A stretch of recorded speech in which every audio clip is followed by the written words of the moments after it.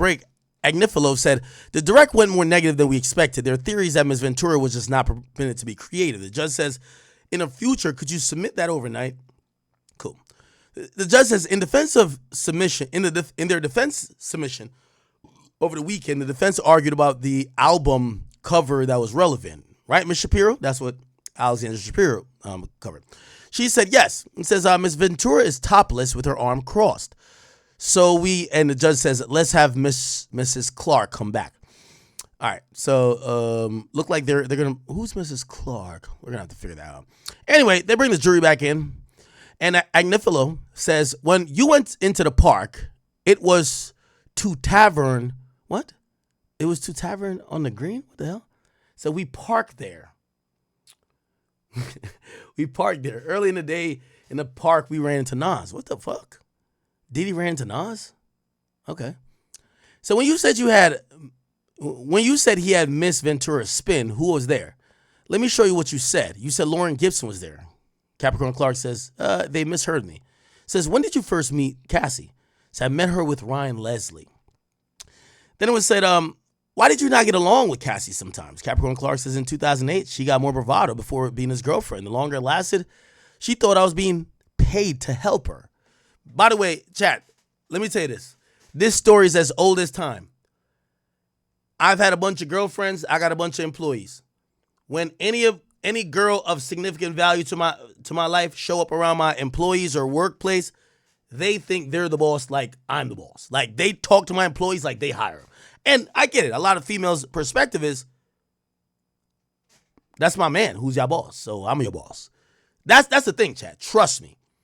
When wifey of the boss pulls up, she talks to you as you better give her the same respect you give to the boss. Or else she start withholding that pussy from that nigga. She start bitching to him. You're going to get in trouble. You could lose your job. So that happens a lot. Also, sometimes it's angling as well when it comes to women and women. Because a woman will start angling towards other women to let you know, hey, I know that's your boss, but I'm the head bitch. If I'm not getting that respect, they take very subtle things as disrespect. Oh, she usually say she's my, I don't know, editor. When I tell her to edit something, she usually edits A, B, and C. Now, my girl comes to the job and be like, and asks her questions about editing. And they give a vague answer because they don't feel they have to give a real answer. All of a sudden, you got your girl telling you, you got to fire that bitch. Yo, she feeling herself. I was asking about stuff. She act like she don't know what's going on. So it's like, I understand that. And if you've ever been in that situation, you probably know what that's about, right? So Capricorn Clark felt the type of way because she's looking at Cassie. She was there before Cassie was ever his girlfriend. She knew Cassie when Cassie was Ryan Leslie's girlfriend. So she's seen Cassie being elevated from side chick all the way to now the main chick. And she's saying that Cassie's changing on how she's acting with her. Cassie's probably acting like she's more of the boss or whatever the case is. And it was like, yo, to the point, she's like, yo, she thought my job was to help her. Keep in mind, her job is to help Diddy. AOSA says objection. The judge sustains. Agnifilo says, what did you see? Capricorn Clark says she went from being a sweet model to a feisty girlfriend. Agnifilo says, do you think she was talented? Clark says she had talent. She was very beautiful. He said, but not talented. He said she was not. He said, have good taste. Talent to me is Whitney Houston. Oh, shit, trying to shit on Cassie. Whitney Houston, Mariah Carey. Cassie, she was more of a studio musician. She needed things equalized. Agnifilo says, did she perform live? Well, a couple times. Not the greatest. Agnifilo says, was she a hard worker? So at times. Agnifilo says, why wasn't she a hard worker? Clark says she preferred to be with her boyfriend. When we moved to LA after Kim had the twins, 2009-ish, I saw her developing more of a relationship with Puff. Mr. Combs, that is. Agnifilo says he supported her. Clark says yes, with stylists, other musicians, all the components to make a star. Agnifilo says, did she get help more than others? He says yes. Young Jock had a group of Young Jock in groups from Atlanta. I developed French Montana. Clark says, I ran into Cassie. She says she had a new deal with Epic. I dressed her like David Bowie. We did photo shoots at my house. We wrote a mini movie and shot it for the project. Agnifilo says, what about Official Girl? Clark says it was a super cute video. Agnifilo says, King of Hearts? Says, yes, it was fresh. Puff liked it. Agnifilo says, Cassie had a green wig, right? So yeah. We move to admit this witness, well, I guess maybe something into evidence, says there's a sealing issue. Ignifilo says, you don't remember this email? She says, I don't. Says, well, so Ignifilo said, here in 2012, you were setting up a recording session for Cassie, and CC Capricorn Clark says, yeah, Mario Winans was, it was for the chairman. Ignifilo says, was it for Mr. Combs? Capricorn Clark says, yes. He says, when did you learn about Cassie and Kid Cudi? Fall of 2011. I picked her up there. Agnifilo says, you believe that after Thanksgiving, Miss Ventura and Kid Cudi were what? Getting to know each other, Capricorn Clark says. Agnifilo says, why'd you get a burner phone at Best Buy? Cece says, well, I told her, you can't do this on your bad boy phone. Agnifilo says, how did you learn about burner phones? Cece says, I grew up in Los Angeles. Agnifilo says, in December 2011, Mr. Combs was at an orphanage in Almaty, Kazakhstan? Cece says, yeah, I heard it was in Russia. Agnifilo says, how did you get Combs into your building? Says, I was told, so how did Mr. Combs get into your building? Capricorn Clark says, I was told the security guard got fired. So what was his name? He said, some random security guard. Agnifilo says, what did he look like? He was a black guy, but was younger than 35. Then it was said, what was Mr. Combs doing with the gun? Remember, this is when Diddy shows up to her spot with the gun saying, yo, Cassie's fucking Kid Cudi. Capricorn Clark said he had it in his hand. Agnifilo says, he wasn't pointing at you? Cece says, no. Agnifilo says, but you told the government he pointed at you. Cece says, it says, or wave around. I think that's more correct. He waved it around. So now she's changing her statement. Didn't point at her, but he was waving the gun around. Agnifilo says, yo, where did you change into your street clothes? Capricorn Clark says, in my closet. Agnifilo says, isn't it true you went Is it true you went so that Mr. Combs wouldn't do something stupid? She said, no, I went because he said he didn't care. I didn't want to go. So she's making the argument that she was forced to go, not that she went to prevent him from doing something dumb when Diddy was going to go to Kid Cudi's crib. Wait. Sorry, I got to clear my throat. Pause. Ignifilo says, Diddy's a jealous guy? Capricorn Clark says, yeah, he got a bad temper. Ignifilo says, to the Escalade, did you pass a security guard? He says, yeah, I saw him in his little hut. So when she was leaving her place to get into the Escalade with Diddy to go to Kid Cudi's crib, supposedly they saw the security guard. It says, Mr. Combs was behind the driver with a gun in his lap. You made a call, right? She says, not then. Agnifilo says, did you look at Kid Cudi's door to see if they could get through it? Capricorn Clark says, I wasn't really paying attention. I was so in my head trying to plan my next step. I was praying Cudi was not there. Agnifilo says, did Cassie have 2 rooms? Clark says, Cudi took her to one room. She had another. Okay? Okay. Agnifilo says, you're 100% sure that you called and told them Puff had a gun? She said, yes. I said it very quickly. I didn't want Puff to see me on the phone. Agnifilo says, you said you saw Lauren London. Did you say that Lauren London was on the phone with you, Cassie, and Cudi? No, only part of the time. So apparently Lauren London was on the phone with Cassie and Cudi on a 3-way call. It says, I wanted someone to know where I was at. And said, well, what did you tell her? I'm scared of mountain lions. It says, mountain lions? He says, I don't know if you know the Hollywood Hills coyotes. Maybe Lauren was on the phone. Maybe. It was such a long time ago. He said, are you aware that Lauren and Mr. Combs were friends for years after this? She said, yes. Okay. Agnifilo says, then you see a Porsche coming up the hill. Capricorn Clark says, yes, Kid Cudi's in a black Porsche. By the way, that's a black Porsche that eventually gets blown up or firebombed later. He stops next to us and he speeds off. We chase him. Then he loses us. We turn away. Then we see police pass us. Agnifilo says, so you go pick up Cassie and go where? So we went to Kid Cudi's house. There was ADT there.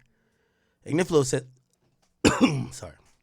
Agnifilo says, then you go to Mr. Combs' house and you say you seen Mr. Combs kicking Cassie there, even in the street? Capricorn Clark says, yes. Wow. I don't know. All right. Okay.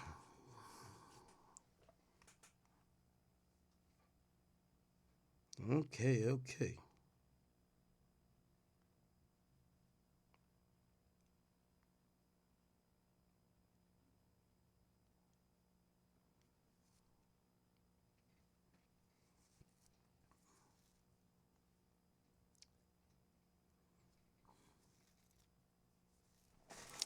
All right.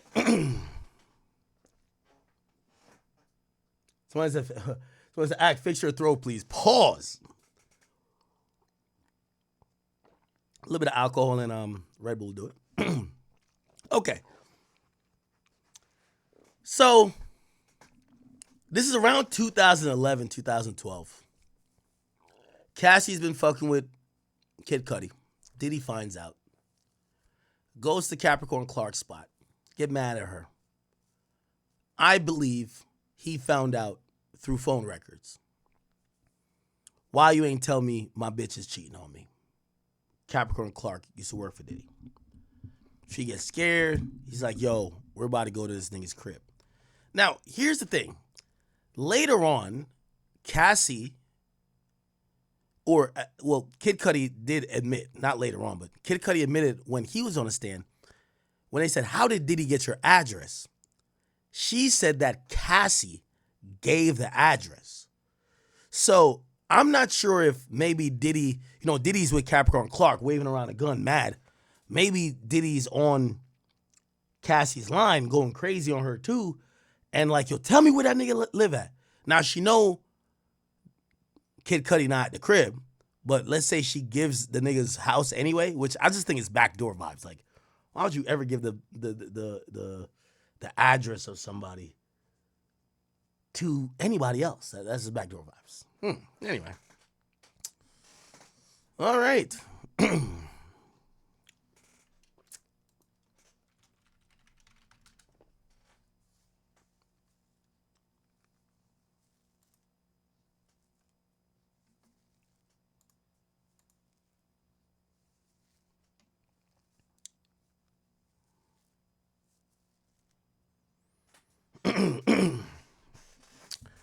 right. Agnifilo says, you hung up on the fire inspector? Capricorn Clark said, I did. Agnifilo says, when you were on vacation, it was with who? Clark says, remember Miss Clark above? That's Capricorn Clark. I'm fucking stupid. I keep thinking about Capricorn. I forget Capricorn is not a real name, right? Is that a real name? Or like a stage name? It gotta be a real name, right? Capricorn Clark, whatever. Okay. Agnifilo says, when you were on vacation, who was it with? Rihanna. It says, after you were fired, what job did you get? It says, I was hired by Chris Lighty to work for 50 Cent. Now, I think a lot of this is going to make sense because the idea that Diddy was waving around a gun and talking about 50 probably has something to do with Capricorn going to work. By the way, you know what's so interesting? Let me see if I can find a video of her. So Capricorn Clark, yo, she's too much linking with the ops. Like, think about this. Her, like, best friend's relative or, like, her family's whatever is linked with Suge Knight. She works with Diddy.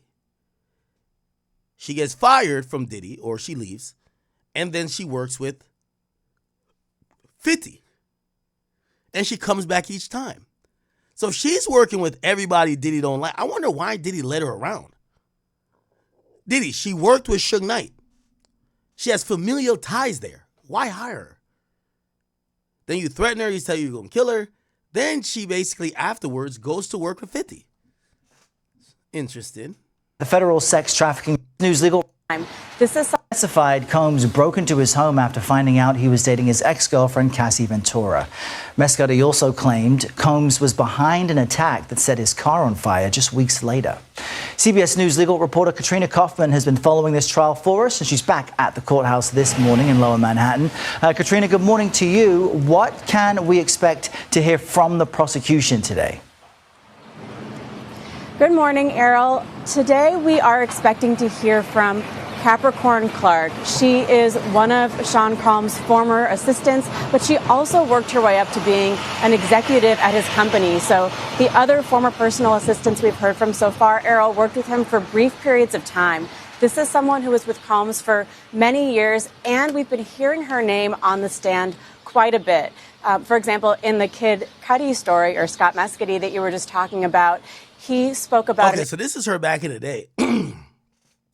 Chad, for whatever reason, I could see Diddy like fucking her on the side type shit. Now, I think Diddy gay, but I do think like I have a weird theory about Diddy. I don't think Diddy like pussy, period. But I do think Diddy loves power and control. And the thing with women is that you gotta fuck them. Like, if you don't fuck them, they're not gonna, like, as much money as you have, they won't, to the level of control he wants, it's not gonna be like that. So you gotta fuck them and they gotta love you. So I think Diddy used to fuck all these women. I think Diddy's gay as a $2 bill. I think Diddy's like Saucy Santana in my book. He's like Frank Ocean. But he gotta fuck these people because what he craves more than personal relationships or anything is power and control. And these women who look at him in a role of having power, it's taken to a different level when he fucks them. So I think he's fucking them for power. I don't think he's fucking them because he likes pussy. I think he likes semen. I think he likes men, honestly. An incident where he believes that Combs broke into his house and he had received a call from Capricorn Clark, this assistant we're going to hear from today, or former assistant, saying that she had been forced to come to the house, that Combs and one of his associates were inside at the time. She was also CC'd on a message that we saw. Cassie Ventura had sent it to her mother, Regina Ventura, and this was a message where she was saying that Combs had threatened her and Mescudi, and that he was saying that he was going to release explicit sex tapes about her if her mother didn't give him $20,000, which her mother did at the time. Combs did return that money, but this should be a very interesting witness, Errol, because Combs' assistants were so close to him and have really shared significant details about his environment, and she's also important for corroborating a number of stories we've been hearing on the stand. All right, Katrina Kaufman, with the latest, we will be checking in with you throughout the day. Thanks, Katrina. Okay, all right. Have we ever heard Capricorn Clark speak? Because it's kind of interesting. It looks like she was... Now, I think... Here's the thing. See, I got to debate somebody about this because I don't want to just talk, like, without having a rebuttal. I believe these people's integrity and their credibility is being challenged by the prosecutor. If this guy is such a monster, such an abuser, he used to put hands on you, why in the fuck, as of last year, you were trying to get a job with him and he had to literally, the only reason why you weren't hired, they said, we can't hire you right now because of the investigation. Now you're on the stand testifying that this guy is all of these things. So you stopped working for Diddy back in 2016, right? 2016 is 2025. It's 9 years. And up until 2024, because you wanted to work for him, you didn't fully process your pain, your whatever. You only processed it when the police came in. Because last year you was trying to get a job. That kind of do sound a little crazy. It kind of do. I'm going to be honest with you. Right now, we want to transition as we are following the very latest of the Sean Diddy Combs sex trafficking trial. It takes us out to the Big Apple, giving you a beautiful skyline shot there in New York City. Sean Diddy Combs will return to court today as his sex trafficking trial resumes after the holiday weekend. This after rapper Kid Cudi wrapped up his testimony last week. Fox 5 New York's Briella Tomasetti joining us live this morning outside of the Manhattan Federal Courthouse with the very latest details. Briella, good morning. Good morning to you, Gina. And when court resumes at around 9:30 this morning, another one of Diddy's former personal assistants, Capricorn Clark, is set to testify, and she could be... Okay, we did get that. I'm looking for anything with Capricorn Clark. Interview. I wonder why she never took the job. Like, if it appeared, if she went back to try to get a job with Diddy last year, looked like she's strapped for cash, right? Remember she kept saying, she said on the stand, no one would hire her. Why hasn't she, done the interview circuit? Like, this interview circuit that Jaguar Wright and everybody else would be, that are on, that would probably help her out a little bit more. We'll give her more money. Where could we? So we don't have no interviews of her. We need it, chat. We need it. We His played partners. this, right? So other people for one time, a week after Cap, I don't think highly. Okay, her shit is Capadonna. Capadonna. But I think her shit is private. Right? Yep, it's private. Nothing really to see here. Come on. His partners. We like I can't really get a read on them.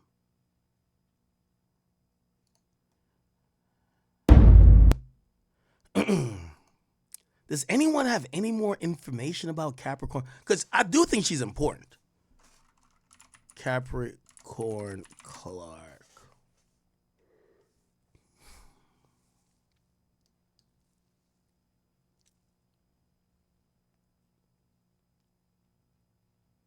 Here we go.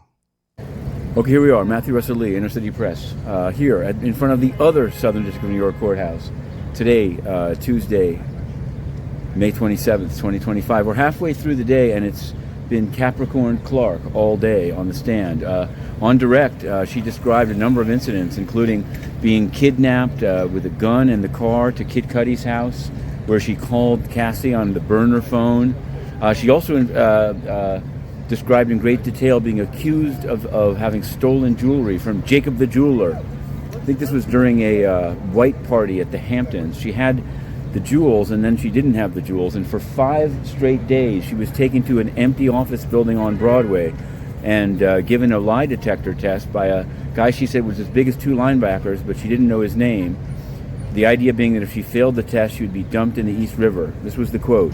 Now, when we broke for lunch, she had sort of broken down at the beginning of the cross-examination by Mark Agnifilo, the lead attorney for Sean Combs. He's usually a pretty kind of Columbo-like cross-examiner, but he got to her by saying, you had a crush on him, didn't you? And she said, I mean, she called him Chalk, as in chocolate, apparently. But she also said that he was he'd broken the glass ceiling and was quite an entrepreneur. So we'll see how she collects herself. The lunch break is longer than usual.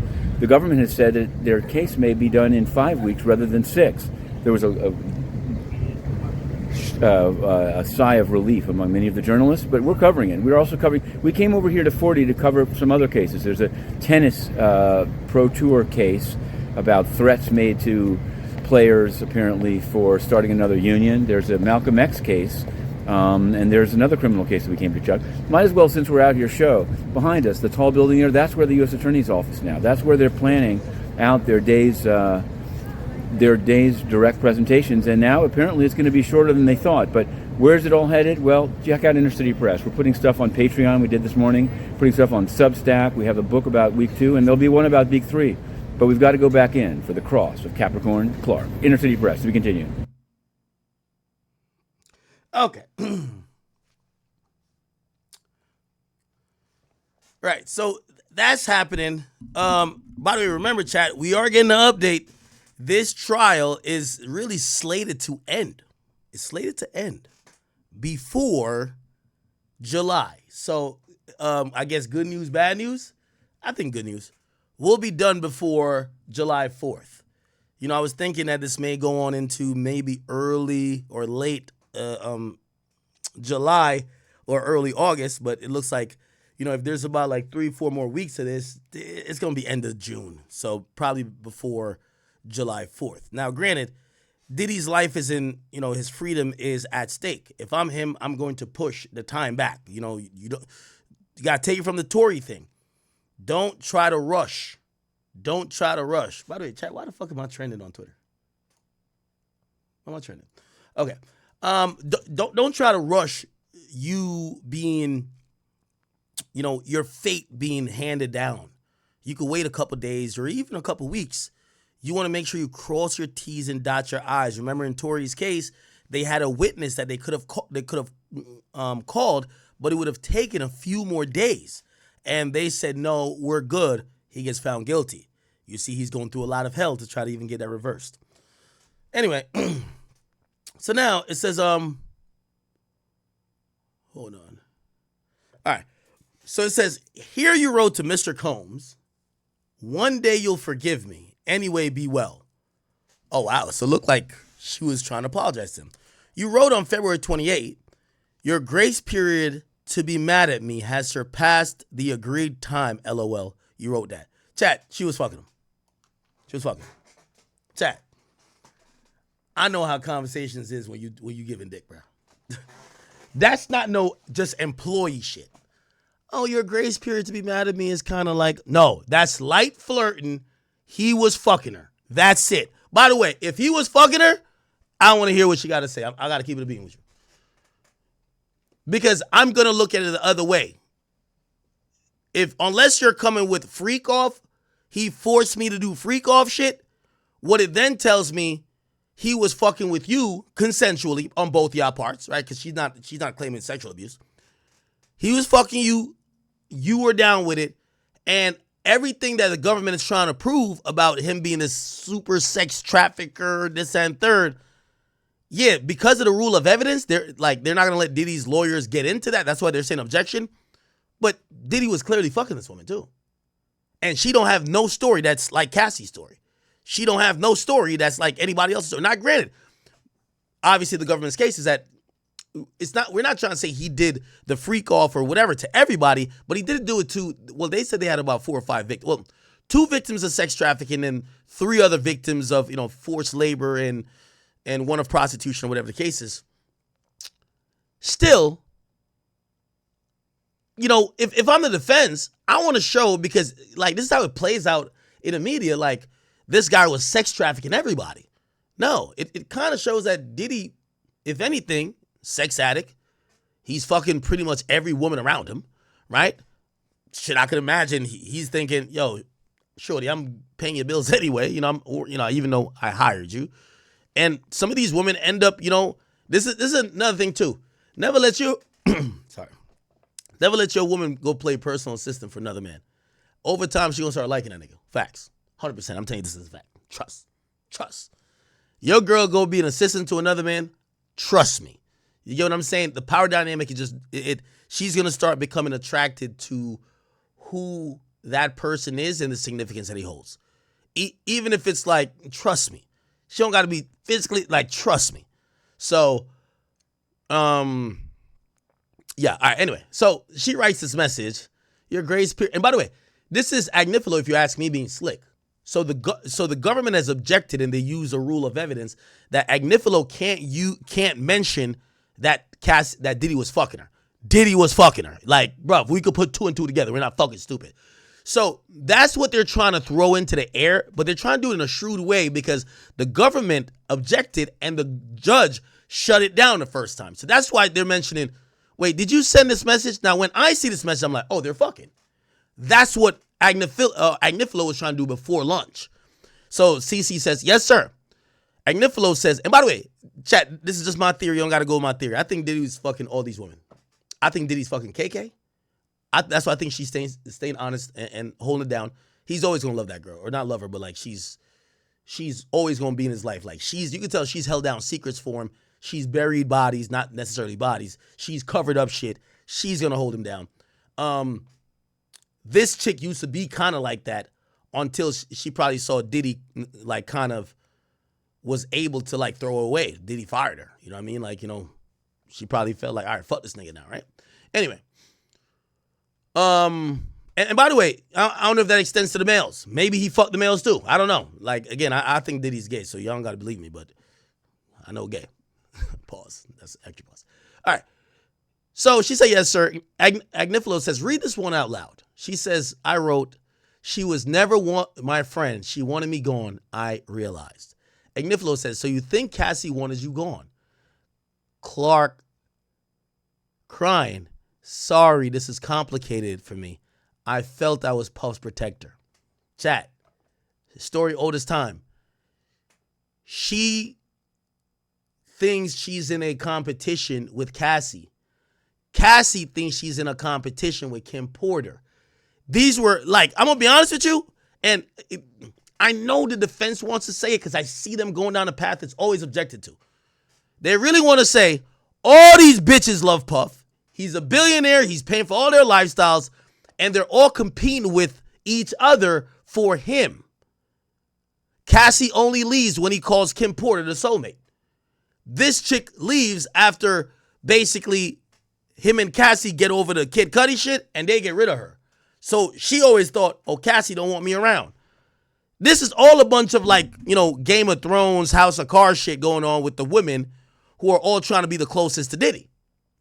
If I'm the defense, that's how I'm painting it according to what's allowed in court based on, all these, evidentiary hearings or pre-trial evidentiary hearings. They can't put it in that perspective, but that's what I'm getting. So I'm getting. She said, this is complicated for me. Chat. Let me just see if we're using the same brain here. One in the chat if Diddy's fucking her or did. I'm not saying fuck her all the time, but he at least gave her a cock once in a while. Come on now. She might not be freak off worthy, but she got like bored in the office. He just approved 2 songs to go to the Billboard. You'll just set up something with 106 and Park. He would call her in. She would suck him off real quick. He would go to lunch. Like, come on, bro. You know what I'm talking about. 1 in the chat if you think he was at least fucking. 2 in the chat if you think it was just straight platonic. Come on. Come on. Okay, y'all smart. Yeah, I know y'all smart. Y'all smart. So, again, I think the defense has to use that angle. Yo, you were becoming jealous. They use it with Cassie. You were becoming jealous of Kim Porter. They got to use it with her. You were becoming jealous of Cassie. You get what I'm saying? All right. Capricorn Clark then says, I felt I was only gone and she was still there. And things were getting worse. I try to keep professionalism as a goal. Then Agnifilo says, so you thought you could be his protector. She says, it was to move the ball toward the goal, to inspire. Agnifilo says, did it hurt that he would only take her back because he would only take you back because Cassie wanted you back? She said, yes, I have no parents. My son is autistic. My stakes are higher. See, I don't even like that answer because it doesn't answer the question directly. They're asking, does it hurt your feelings that Diddy never really he didn't make the decision saying, I want her back. He only hired you back because his girl wanted you back. Remember that they're kind of like, low-key way painting this picture of jealousy. And they're basically saying, you had to feel some type of way that the only reason why you even came back was because Cassie approved it, not that Diddy wanted you. See, they're trying to give that angle, but they can't do it directly. Okay. Agnifilo says, just a few more minutes and we'll get you out by today. Capricorn Clark says, thank you, sir. Agnifilo says, you did a lot of great work with Cassie in 2016 and 2017, right? CC says, I believe so. It says, Cassie had addiction problems? She said, yes. Says, you made a short movie with her. She says, yeah, it was called Love a Loser. Says, you wrote to him asking for forgiveness? CC says, I wanted my life back, my dream, my competency. Agnifilo says, when you met with me, you wanted to work with him, so the him got to be Diddy. See, again, you see they're painting it in a really nonchalant way. Wait, you wrote to Diddy asking for his forgiveness? Now they're acting, you see, they can't mention it in a romantic way. So let me explain the federal rules of evidence.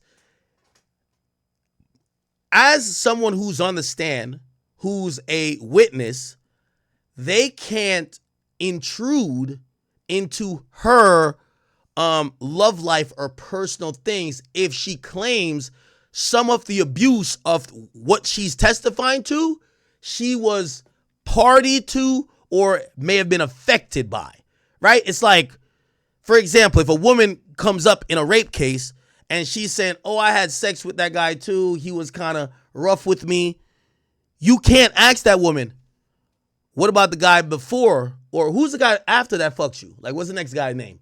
Was he rough with you? You can't ask that. You can't be probative into her sexual history, and it's something that protects witnesses and victims. So they really want to say you was on Diddy's dick too, but they can't. So they're doing it in a roundabout way. All right, y'all kind of get it. I know y'all smart. Okay, it says when you met with me, that's 2024, so that's last year. you want to work for him, right? I said, we discussed it. Agnifilo says nothing further. So that's a drop mic moment. So he's done a pretty good job. I think he did a good job with her. He painted her as someone who may have had an interest in Diddy more than just protecting the brand and the enterprise. She liked Diddy. She cared for Diddy, and maybe she saw Cassie as competition. And it would probably even go into these other type of like inferences that you could make. If you like Diddy and Diddy is infatuated with Cassie, yeah, you don't want Diddy to kill Kid Cudi, but you're probably snitching to Diddy about Cassie. You get what I'm saying? Because you're hoping Diddy leaves Cassie for you. You get me? So that's why she's like, oh yeah. So they said, well, why did you go with him to Kid Cudi's house? You say you went to like make sure you didn't do nothing stupid. I ain't had a choice. But remember, she's a government witness, so she can't really just be like, oh, I love Diddy. Also, she's mad at Diddy. She got supposedly a previous settlement against Diddy, but she would have still worked for him last year. So it's one of those odd situations. So now there's a sidebar real quick. No, never mind. Yeah. So after it said nothing further, judge said, Ms. Steiner, this is for the redirect. Then it says, how much did Combs require to pay you? And the judge says, let's do a sidebar. Also, here's the thing. Again, remember, probative questions cannot really be asked about this woman, okay? So now, beyond, and this had to be a longer question because we know her salary was $65,000, right? The AUSA seems to be asking maybe about the settlement. How much was Combs required to pay you? I don't know if Diddy's team objected. I would imagine they would object, right? So we're probably missing a line here. And then the judge says, sidebar, yeah, you can't ask that. If she volunteers it, you can, but the other side could object, and we're not gonna allow her to say how much, or we're not gonna force her. Now, if she just says it is what it is, we're on the record. But to say how much Diddy paid her for a settlement or to get rid of a lawsuit, no, because remember, she's still considered, she's a witness and / a victim in a case that has to do with sex crimes. And these evidentiary rules that we keep hearing, Rule 403, rule this, is to protect those people and not allow for all type of things. You know what I mean? Like imagine a woman testifying in a case about sexual assault. She got raped, and allegedly, and now she's on the stand, right? And the defense comes up and says, "Didn't you catch chlamydia like 3,000 times before?" And now she got to answer to that, and she got to answer truthfully. Imagine if she had to reveal that she had chlamydia 3,000 times.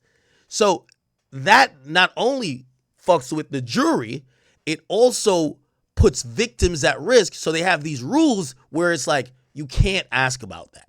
By the way, that's what I keep telling you. Supposedly there was a $5 million settlement for that escort who caught herpes. We've heard nothing about sexually transmitted diseases in this case. Reason being, none of that's going to be admitted, and also all of those are probative, right? Unless Diddy was charged with intentionally infecting somebody, which he wasn't. By the way, R. Kelly was charged for that in Chicago, I believe. So those things were on the record. But if you notice in here, the government didn't file any lawsuits, or not lawsuits. The government did not charge him with anything to do with an STD. That's why you hear no talk about STD, okay? Because at that point, you're exposing the victim or someone who's a potential witness, and they can't do that. So just to let you know why the line of question is going like this, right? Okay, cool. So they have a sidebar. Then the AOSA comes back and says, what happened with the job with Chris Lighty? Capricorn Clark says, remember, Chris Lighty was, with 50. Capricorn Clark says he died the day before I was supposed to start. Then at Interscope, it wasn't about a job. They told me to leave Puff alone. Damn, so it looked like Interscope hires her just to leave Puff alone. Remember, 50, who at the time, when did Chris Lighty die? Chris Lighty died in 2012. 50 Cent was still at Interscope, still had, a significant name. So it looked like Interscope was just saying, bro, like, listen, we'll give you 80 grand a year. Just don't go near Puff. And somehow they were realizing this person was either important, or they were just trying to dismantle Puff organization from, inside out, I guess. Okay. So Agnifilo says, I object. The judge actually sustained because, she's testifying that the reason why she was employed was for something else, and that's almost like damn near hearsay, you know what I mean? Cool. Okay. Capricorn Clark says, I was blacklisted. Agniflo says, objection. Judge says sustained, so he agrees. AUSA says, when did you return to work for Mrs. or Mr. Combs? Capricorn Clark says, so why? He says, so people could see I wasn't disposable. At this level of business, he held all the power. He says, well, why did you meet them? He says, to get my life back. So her thing is that Diddy held so much power in the game, she had to make a power move to go work for him. Again, to show she wasn't disposable, she couldn't just freely just go all over the place. She tried to go work for Chris Light. He died. Then they hired her at Interscope, but it was only, they didn't care about her work. They just wanted her not to work with Puff. And then she realized that she was going to be like either this lame duck collecting like some weak-ass check, or if she wanted to make an impact, which she thought she was a mover and a shaker, she had to go back to Diddy. That's her story. Okay? Holy. Holy, people. Give me 1 second. Sorry. Am I missing anything? No. Let me look at Fox 5 NY. Fox 5 NY. By the way, chat, we're not lagging, are we? We're definitely on 6 hours. Feels like 10 minutes, huh? Here we go. Parliament, King Charles will outline. Pretty mild at this. Let me see.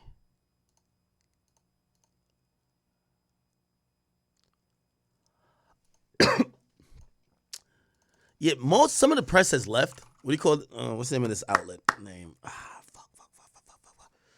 Page 6. So there were so many people that were there. I think some of them have left. So Page 6 was posting who enters the court, who leaves the court. Look like they've stopped. Have they stopped? I think they've stopped. Yeah, we don't have the going into the. Yeah, why is it at every award show there's always like some lesbian shit going on? Like, ain't that like normal Next now? week we're going to hear from people that were related to the Kid Cudi allegations that. Okay.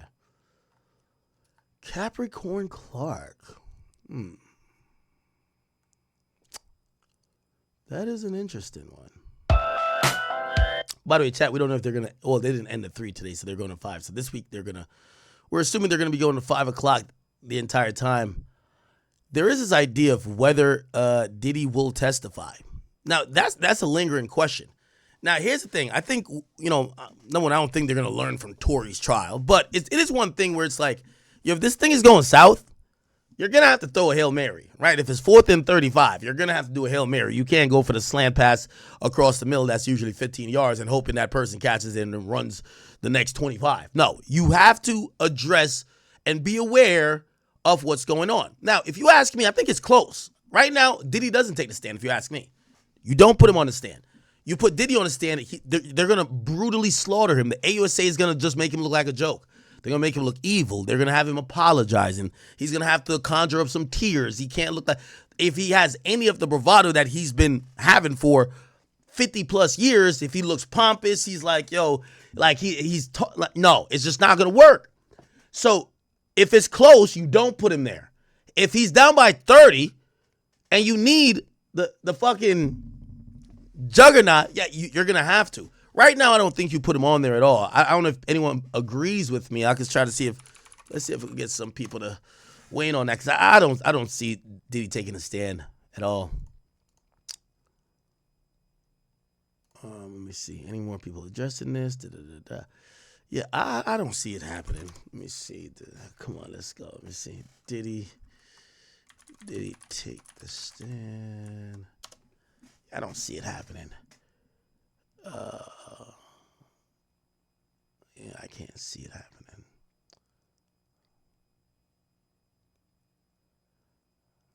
I just want to see, like, I usually defer to the lawyers. By the way, this was the update about the Kaplan nigga right here. So this is George Kaplan, I believe. This And Is that then him? Sean Combs being violent for him to talk about sort of this violence that he saw. So I thought that was very interesting that he did so much of the sort of other side to what we've been hearing about in court. Scott Muscady, aka Kid Cudi, he corroborated some of this is getting. All right, yeah, we should address that and try to, like, should he take the stand? Today in Sean, her hair loss. NBC's Chloe. By the way, she's also claiming, not only lost wages. Remember, she said $80,000 that she didn't get paid. That HR claim she should have got paid for overtime. Keep in mind, these were like, salary workers who, according to labor laws, after a certain amount of hours of them working, they're entitled to overtime pay, right? And actually, there's a lot of penalties. I think in certain states they'll fine you up to $250,000 or $100,000 if you on a pattern or you grievously or egregiously actually just ignore the fact that these people are, hey, after a certain amount of hours of work, you're supposed to pay them overtime. And if you don't pay them overtime, you're violating labor laws. You get what I'm saying? The loss is outside the courthouse for us. Take us through the latest from court, Chloe. Hey there, Chris. Well, I was inside the courthouse this morning listening to this riveting testimony from Capricorn Clark. And one of the reasons why it was so fascinating to listen to is because this is someone who has known Sean Combs since about 2002. They were initially friends, and then she held various roles working for Sean Combs. She worked for him on and off for about 14 years. And she took us to a time in December of 2011, and we heard musician Kid Cudi talk about this last week, when Sean Combs learned that his girlfriend, Cassie Ventura, at the time was cheating on him with Kid Cudi, and that Combs was so incensed that he actually allegedly showed up to Capricorn Clark's apartment with a gun, and he told her, "You have to come with me right now. We're going to kill Kid Cudi." A quote from her is, he just said, "Get dressed. We're going to kill Miss Cudi." And then the gun was in his hand, and that's when they got into a black Escalade, and they went to Kid Cudi's home, and Kid Cudi wasn't there. We heard him testify about this last week, but there are some more illuminating details about the fact. Okay, so this is Capricorn Clark now, huh? That or we maybe not now, but maybe a few years ago. Didn't know that there was a car chase between the two of them, so we're hearing a more complete picture. But then she went on to say something where, you couldn't even hear a pin drop. It was so silent. All of the individuals that were watching this testimony is when Capricorn Clark said that after this incident at Kid Cudi's home, they returned to Sean Combs' home, and Cassie Ventura was now there. And Combs was so upset that she actually had a burner phone, that she had been secretly having this relationship with Kid Cudi, that he began to violently beat her, and that he was kicking her over and over in front of herself, Capricorn Clark, and someone else from Combs' security team, that she was in a fetal position, and he kicked her with full force from the front door all the way to the street, and that she was so concerned for Cassie Ventura's safety that she called several members of Combs' security team, begging them to intervene. Yeah, it is interesting testimony when she says, "I couldn't call certain people," and I guess this is after she called D-Rock asking for Ruben to step in, and she called Uncle Paulie. Nobody's stepping in or saying, "Yo, stop Diddy from, assaulting Cassie." She then calls Cassie's mom. Interesting enough, because Cassie's mom took the stand already. It would have been an interesting cross to figure out what that meant, right? To call Combs and get him to stop, and that at that point that she saw that no one was intervening, she claims to have called Cassie Ventura's mother, Regina Ventura, who we also heard from last week on the stand, but we didn't hear this story, Chris, that Capricorn Clark called. Now, I've seen somebody on Kick, Tips Trolling, says, is he on trial for domestic violence? Well, here's the thing. I'm going to be honest with you. It's starting to now spill over to more than domestic violence. We know that Diddy beat his bitch. That's not the point. The point is that there was almost an agreement of everyone that says if Diddy is being violent, and it could be made the argument that he's using the violence to keep people in line and to keep people in a sense of hopelessness and dependency, that his workers will not intervene or will look the other way to the point that she got to call her mom. or Cassie's mom. That's kind of the argument here, right? So when you're hearing domestic violence now, they're not just keep bringing up, oh, he beat her. We know that. What they're bringing up is that people assisted in the beating. Number one, when Diddy said, bring her here, he would have workers bring the woman to him. When he would assault the woman, the workers would stand idly by and be unwilling to help. Even if they were speaking among themselves, they all were unwilling to help. So that goes into something where, you know, even if it's out of fear for your own job, it goes into an organizational structure of allowing crimes to be committed. And that's why these people are probably testifying, because they all got proffers that says, we're not going to charge you as part of the organization because we get it. You were scared for your job. But by the very definition, your job and your inaction, or you being at his ready disposal, helped him do these crimes. And again, that becomes much more than what domestic violence is. That becomes into, you know, when you think about sex trafficking, you got to think about, it's usually sex trafficking by fraud, force, or coercion, right? And you could coerce somebody by saying, hey, I got a secret against you. If you don't do this, I'm going to put it out. I got a sex tape against you. If you don't do this, I'm going to put it out. Hey, if you don't do this, I'm going to put hands on you. Hey, if you don't do this, I'm not paying your bills. Those are things or methods of coercion. Fraud would obviously be lying, or, deception to a certain magnitude. And obviously, force would clearly mean fuck him right now or else I'm beating your ass, right? I don't think this is necessarily force, but I think coercion is what they're trying to prove more than force. But it could be interpreted as force if you think that, we haven't heard of this yet. Let's say Cassie didn't want to do a freak off. And shit, I might think that's the March 6th video, or March whenever it is, 2016 video though, where Diddy beat her. Yeah, if you beat somebody to return to the room to go get in a freak off, that would be sex trafficking. Yes, I mean not necessarily sex trafficking, but that would be force. All you got to then prove is that you're moving this person from place to place for the purpose of a commercial sex act. Okay. All right. Somebody says he shouldn't be the only one on trial. Then that's what Tips also said. Pause. Well, here's the thing. They want Diddy. So everybody else, if they realize their case against everybody else, all the employees, all the security guards, all the assistants, if their idea is that it's not like y'all wanted to commit a crime with him, most of y'all were doing it because that was your job, and you also were in a system where nobody was raising a hand or blowing a whistle. Yeah, you were just kind of doing it out of a habit. So this we won't prosecute you as long as you will testify. That's why these people are testifying. I don't think they're testifying because they think Diddy's a bad person. I think they're testifying because that's the only way they have gotten out of charges. I think they've only gotten out of charges based on, the only thing is, if I'm the defense attorney, I would have brought that up for every witness. Hey, do you have a deal with the government? Now, the only reason why I think they're not bringing it up is because we usually see them remind people that someone has a proffer or some type of immunity deal when it's a very clear thing that a crime was committed, right? Diddy's team is saying there is no crime. Like, for example, if we're in a drug ring and you used to be the person who bagged up the coke, and now you're testifying against me and I'm the plug, my lawyer's going to say, hey, you have an immunity deal, right? And it's going to say, okay, you're going to have to say yes. Or you've met with the government, blah, blah. This is going to be part of your stipulation.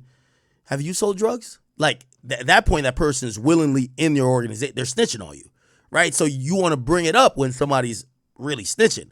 In this situation, these people, you're going to look bad in front of a jury trying to convince them that the assistant was trying to set up a sex trafficking ring.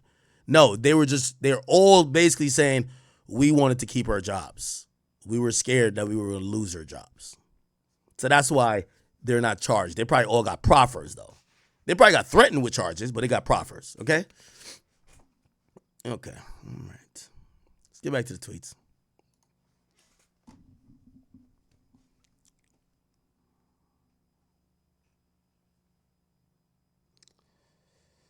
All right. Cool. Here we go. It says, in the kidnapping, did Mr. Combs carry a gun? Capricorn Clark says, yes. Wait. Yes. The judge says, jurors, I know we've kept you longer than I said. Thank you. See you tomorrow. All rise. So now the judge says, tomorrow, what are we doing? AUSA says we'll do LAPD, LAFD, which is going to be the Los Angeles Fire Department. That's going to be Jimenez. We're going to have Nash and Mia. Mia is also a personal assistant. That's going to be 3 personal assistants. Don't know who Nash is. We'll figure out who that is. Agnifilo says, what about the VTC with Mr. Combs in the MDC Brooklyn jail? Judge says there's a logistical difficulties in the evening. They believe they're being flexible. He says we get cut off after 5:30. So this is the argument that, by the way, so they've been trying to end trial all the time at 3. Okay? And by the way, it's to show you they overestimated this time of the whole trial because, trial's done for the day. So they've overestimated how long this trial is going to take because it should have been going from 9 to 5. Now it's 9 to 3. The judge at first said to not get the jurors burnt out, but we also get to realize that Agnifilo has brought up an argument to say there's so much evidence and they're trying to do so much prep. They could have VTC is like a voice call-in system that they could have with Diddy, and they're basically saying, hey, we can't get to talk to our client after he's remanded out of here because every day when they take Diddy out of the court and they got to bring him back to jail. They're saying by the time we get back to jail, we can't talk to him. Like there's no way to talk to him because he's cut off for the day. We can't really prep with him as we're going through the trial, so we could only meet with him in the morning, and it's whenever y'all bring him. We want to be able to talk to him after this thing. So they're getting out at 3. They're also now bringing up that they can't talk to him after 5:30.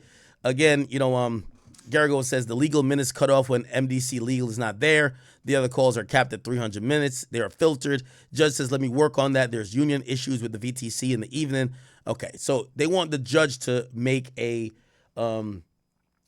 order that Diddy could speak to his attorney for longer periods of time. And judges do have that authority, even though his presence and his movements is controlled by the jail. If the judge says he has to be able to speak with his attorney until 8 o'clock, they're going to allow it. So that's what they're pushing for, that they could get more prep time. And, obviously, again, Diddy nobody would like being locked up, that they could kind of figure this out. All right? Cool. Okay.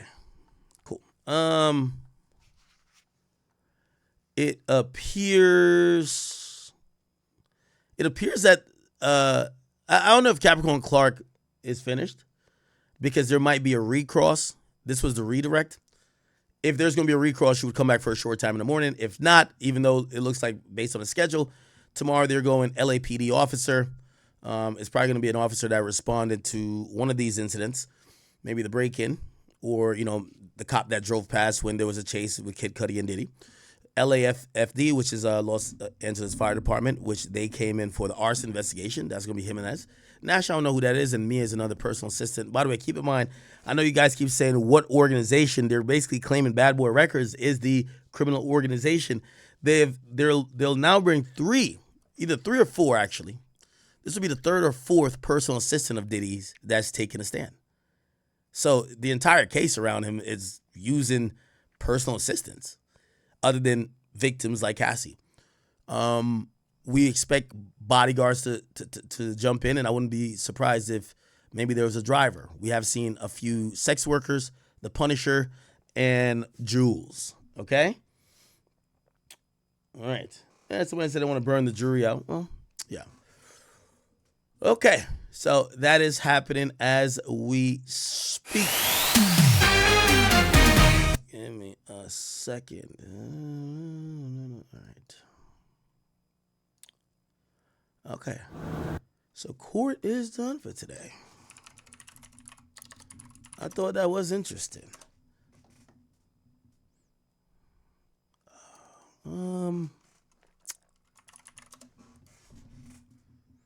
Let me see. What the hell? Diddy with Cassie Diddy did an interview with Cassie on Revolt? I didn't know they used to do things together like that. Have y'all seen a Diddy and Cassie interview? Diddy Cassie interview.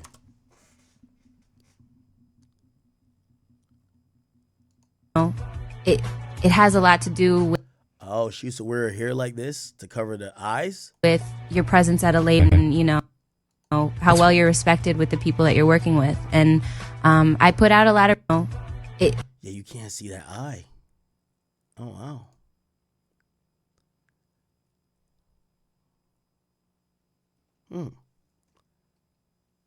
This is interesting as shit.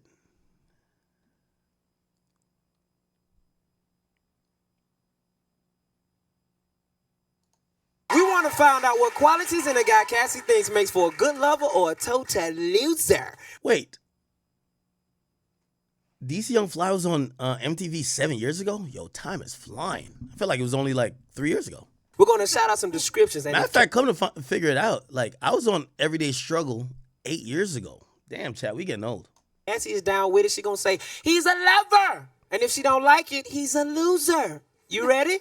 I'm ready. I was born ready. I was born ready. Ready to go. Up first, I'll ski. what if he's a mama's boy? Lover or loser? Okay, all right. Anyway, give me 1 second.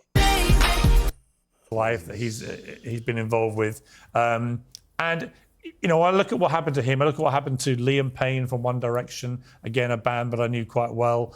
I look at what happened with Michael Jackson to Justin Bieber. Okay, not there. We want to find out what qualities in a...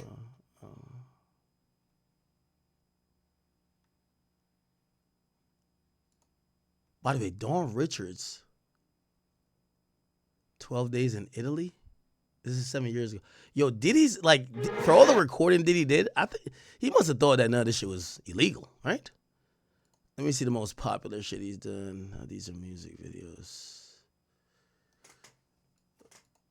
Give me a second. I gotta go check on my dog's chat. Give me 1 second, though. I'm gonna play something for y'all.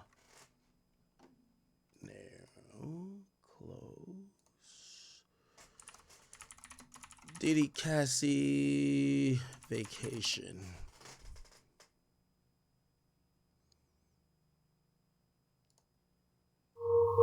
Look at my hat, man. You think I'm out here playing? Look at my hat. You know? Deli on Dawn right here. All right, give me a second. I'm about to go check on Pluto. Come here, baby. Yeah. Back up. That feel good, right? Woo.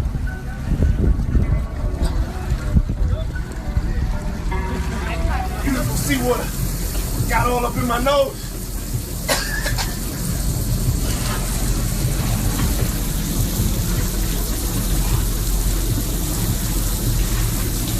Go get my hat for me? I'm doing more things in life that, you know, maybe I have fears of. You know, sometimes you gotta just jump. Jump. You can do anything you put your mind to, baby. Jump.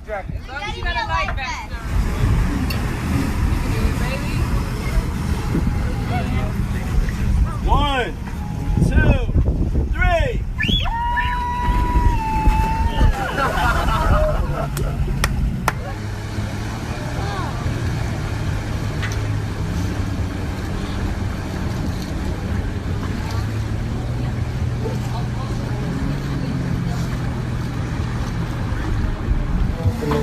I gotta catch myself, I can't blame myself, I need to believe it.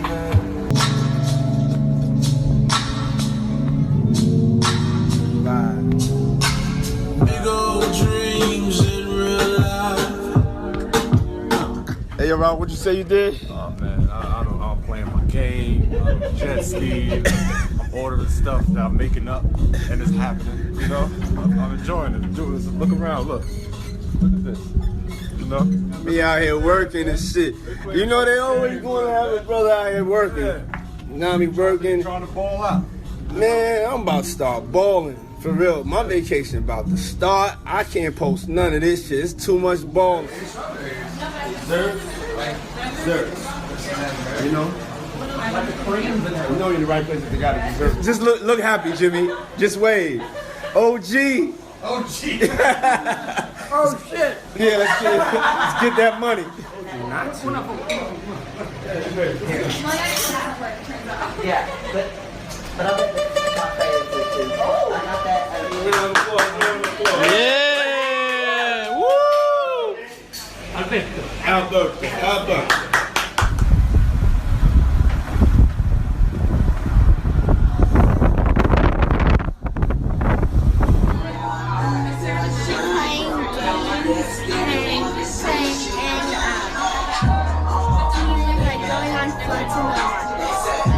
My name is Derek Roche from North Carolina. French, yeah. Hey, yo, so I got a big announcement. Whatever it is.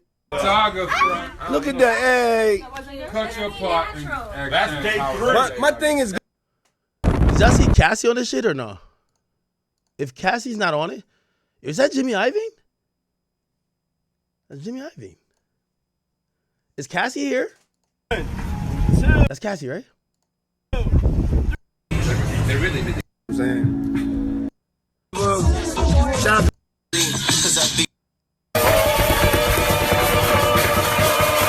to real hustlers, you know what I'm saying? People that are dependable, responsible, intelligent. You deserve it, daddy. Pause. All right, all good. All good. All right, so chat, it appears that court is over. It appears. But we're going to get the updates on what. Like, I'm going to be honest with you. I really think that the Capricorn Clark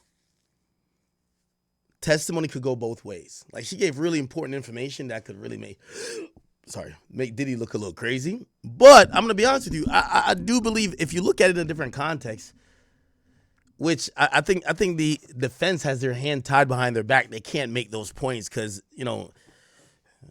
people say they're victims. So we're going to see how that kind of turns out.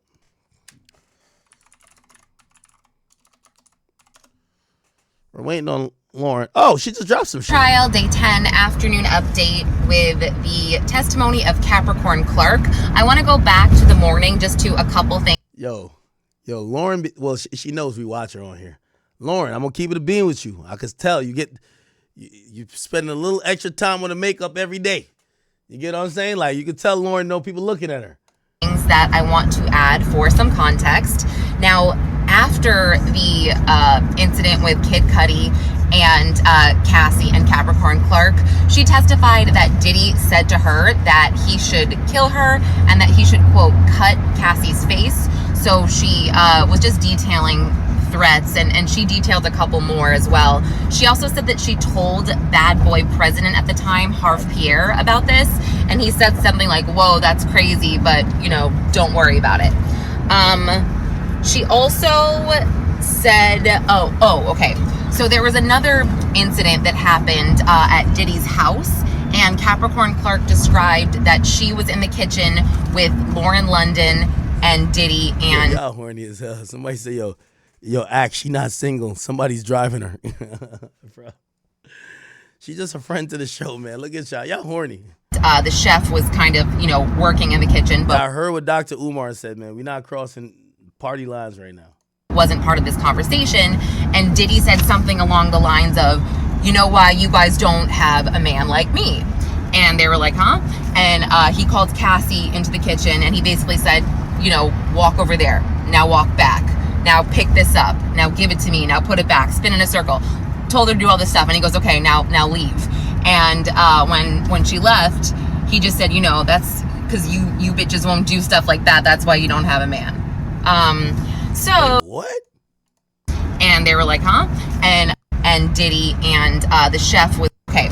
So there was another incident that happened at Diddy's house, and Capricorn Clark described that she was in the kitchen with Lauren London and Diddy, and the chef was kind of, working in the kitchen, but wasn't part of this conversation.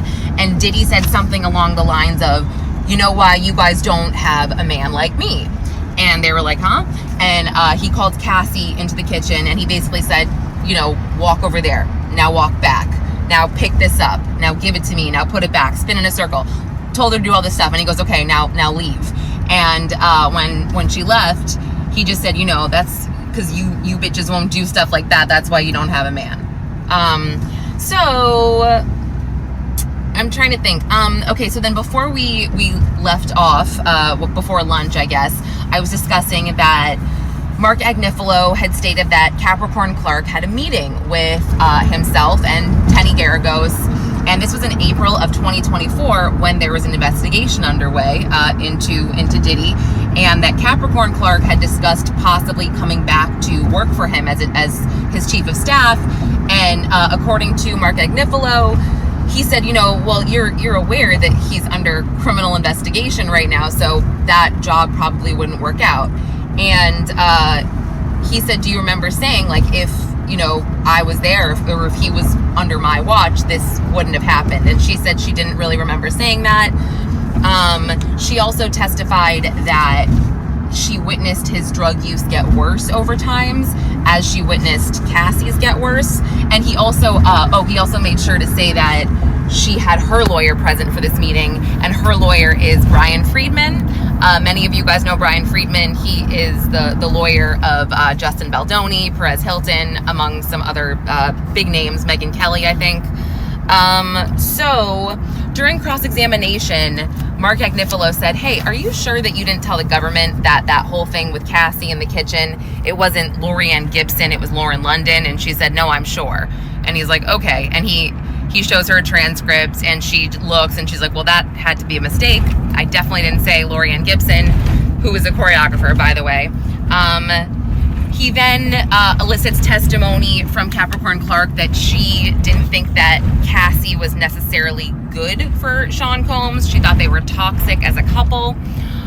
She also said, let me see. Yeah, they were toxic.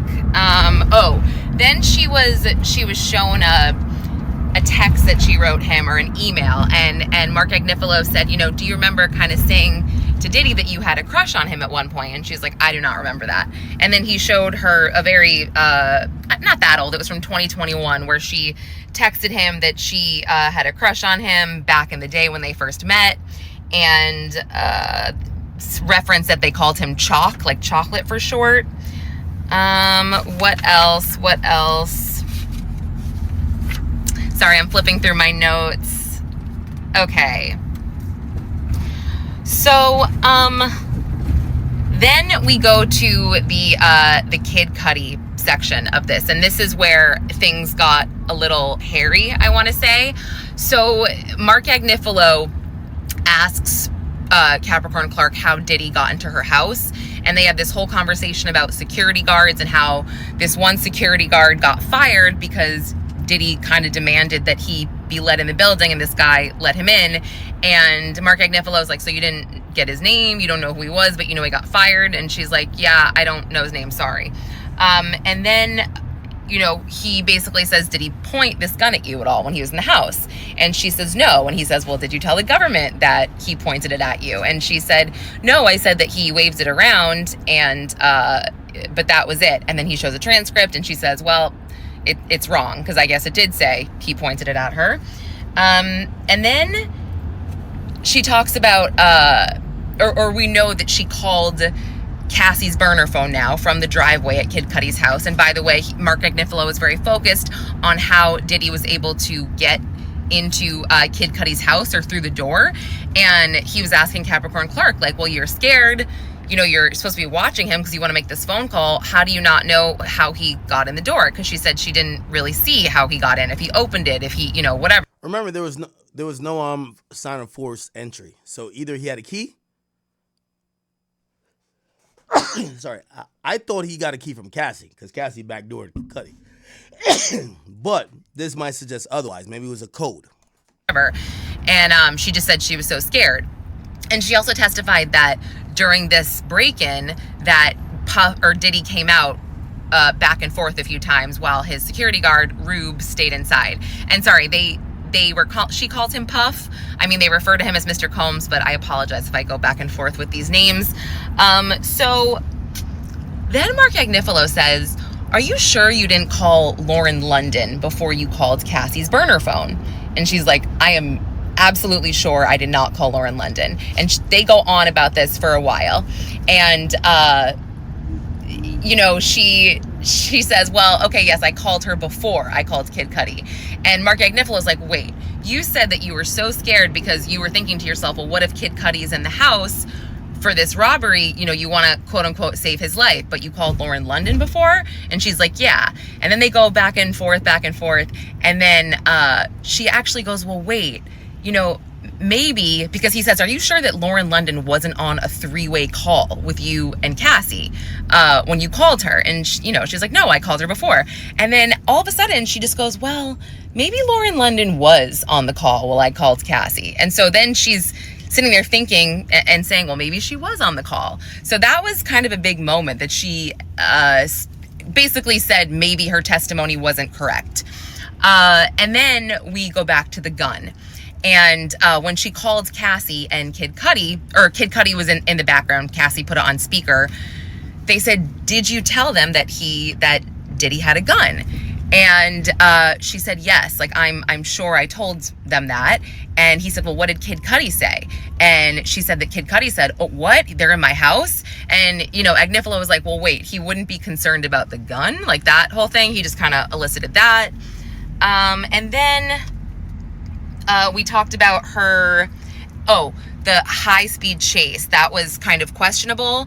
She said that it was very short. She said they went up a hill, and Agnifilo was like, well, you know, the only way to, you know, get off of that hill or is to come down the exact same way. And she's like, no, that's not correct. And he's like, well, here's a map. There's a bunch of dead ends. And she's like, that's not right. And then, you know, when she got back to Kid Cudi's house later that night, when she went over there with Cassie, she said that ADT was there. There was a security guard there. She saw a police car somewhere. And Agnifilo's like, so you didn't go to the police and say, hey, I was kidnapped before? And she said no. She also said that in the summer of 2012, I'm skipping ahead, she was fired at that point, but someone from the arson department at LAPD called her and asked her about an alleged arson, which she said she knew nothing about to us, but she said she hung up on this police officer and didn't talk to him. And Agnifilo kind of harped on that for a minute. But then they go back to her vacation and why she got fired a few months later. She tells us that she was on vacation with Rihanna, actually. And he said, well, you know, you're upset about being fired because, like, you didn't want to be fired. And she said, no. Oh, and he also showed us an email that she sent about 2 weeks after this kidnapping, where she was just doing business as usual. He was just pointing that out. Then we saw a lot of emails and texts from Capricorn Clark to Diddy, basically from 2014 to 2015, basically her saying that she hopes that he forgives her. And that was a big moment. And she says this a couple times. And she says that, you know, your grace period of being mad at me has exceeded, LOL. She also talked about, and this is before lunch, I forgot to bring this up, that she was actually traumatized when she saw Cassie's 2023 lawsuit because she wasn't mentioned. And Agnifilo got her to say things about Cassie, that she didn't think she was very talented. And she ends up crying on the stand and saying that, you know, Diddy only let her go because of Cassie, and then hired her back because of Cassie, essentially, and said that she was hurt because Diddy only took her back, you know, in 2016 because Cassie wanted him to. So she kind of felt like hurt by this because, yeah, it wasn't up to Diddy. He did what Cassie said. Okay. All right. So really today was Capricorn Clark's day. She's the only one who was on the stand today. Only person on the stand.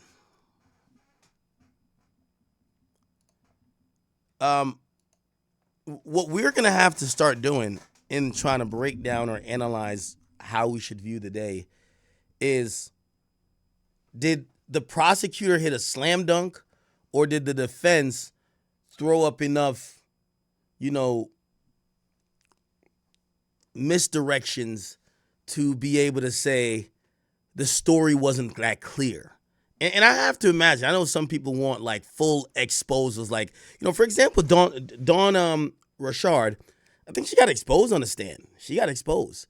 We're not going to get many of those, though. We're probably going to get a good mix of somebody has a point, their government's witness, and we get to hear their story is inconsistent We don't know if they probably got the order wrong, or we get to realize they have an axe to grind, or hey, they themselves may have some different feeling in the sense of, oh, they used to like Diddy. They don't like Cassie now. Obviously, that wouldn't be the case because there'll be a government's witness. But we will get these mixed emotions about people on the stand, not just full on slam dunks. And for me, I do believe that's why Diddy's legal team are trying to say we can't have too many people telling the same story, because they're doing a good job of trying to say you're unreliable, you felt like this, you're just mad because of this. Yo, how do you feel like this, but you still wanted a job last year? But it's only so much, and I keep saying it's only so much a jury is gonna believe before they start saying, man, all these niggas ain't lying. Like, they might have a detail or two off, but they're kind of describing this guy correctly. And now let me just go with the majority description. Let's see if that fits into the crime. That could lead to a conviction for him, even though I think the jury instructions are going to be clear.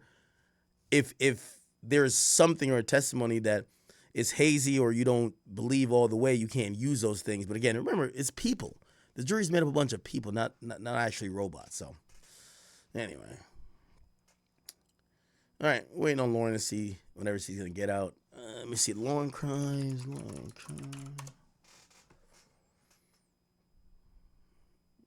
Yeah, and there's, let me see. Anybody?